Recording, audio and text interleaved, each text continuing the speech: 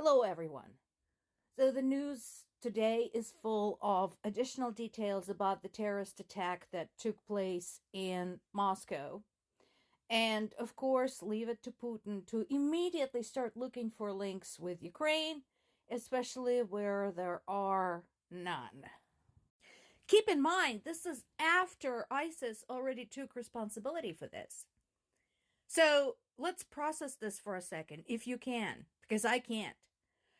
An organization of Muslim extremists organizes a terrorist attack in Moscow and then tries to flee to a country with a huge Jewish population and the Jewish president. How would that make any freaking sense? And something else to keep in mind. During this entire war, Ukraine has been extremely careful taking aim at anything. Yes, some civilians died during Ukraine's strike against Russia. But for the most part, Ukraine has been extremely careful to aim at objects that are significant to the military-industrial complex. And it doesn't compare even close to the sweeping attacks against Ukrainian cities and Ukrainian civilians and Ukrainian infrastructure that Russia had dealt just, even in the last few days. Does not even compare. So to state that Ukrainians collaborated with ISIS to organize a terrorist attack against a peaceful concert in Moscow is just, that, like I said, it doesn't even compute.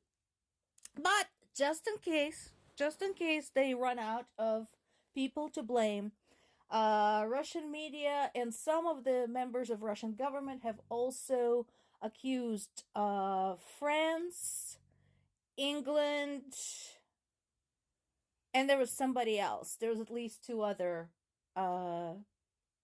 entities. I think one of them was NATO. So yeah, there's that. And I've always made it abundantly clear I'm not a fan of Zelensky, but when he's right, he's right. And this is one of those cases. So he did talk about the terrorist attack during the war briefing. And he issued a direct statement toward Putin saying, your people are dying, my people are dying, because basically you have an itch that you can't scratch.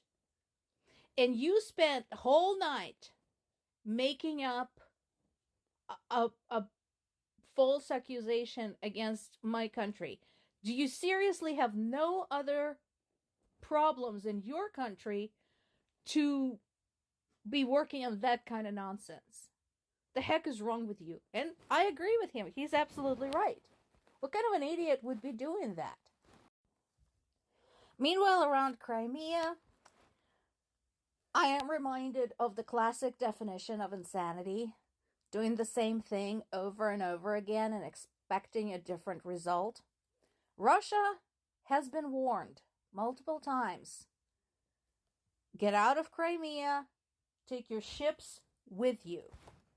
But they keep trying to land. So, two more landing ships showed up. Predictably, they were aimed at. In addition to hitting those two, Ukraine hit the communication center and some of the other military infrastructure that helps operate Russian military in Crimea. Again, guys, you've been warned.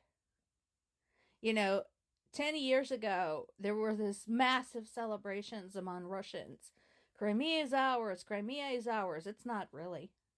You're there. You held people at gunpoint to vote in your phony referendum. But how is life there for you? Because Russia is rapidly losing its Black Sea fleet, and infrastructure there is not doing so hot. And everybody knows that the Kerch Bridge, Putin's $1 million baby, except it's a lot more than $1 million, is constantly in somebody's sights. So how is life for you in Crimea, Russians? And then there is this.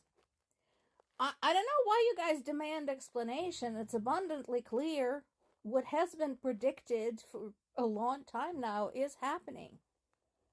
Haven't we predicted, those of us who have been reporting on and analyzing the events in Ukraine, haven't we predicted that it is going to spill over into Europe? And Poland is right there. So here's what happened. During this last attack, Russia had fired not only at the, cities in the eastern and southern areas that are normally targeted. It also, as you know, fired at Kiev, the capital, and it fired at the western city of Lviv. If you pull up the map, Lviv is very close to Poland. That's why Lviv has been kind of a conduit for Ukrainian refugees fleeing into the European Union. And apparently we had some rockets that crossed over into Poland and were shot down over Polish territory. So now Poland is demanding an explanation. Again, the explanation is simple. The war is spilling over. That's going to happen. How long is it going to be before some of those missiles actually hit something before they're shot down? How long is it going to be before it's one of Polish border towns? Are we going to sit and wait for that? Is that what we're going to do? Because it's going to happen. The probability is very high. But no, everybody just, sit and wait and let Ukraine duke it out and just hope nothing bad happens to you. War doesn't work like that. And make no mistake, this is not special military operation. This is not a conflict. This is not a territorial dispute. This is a war.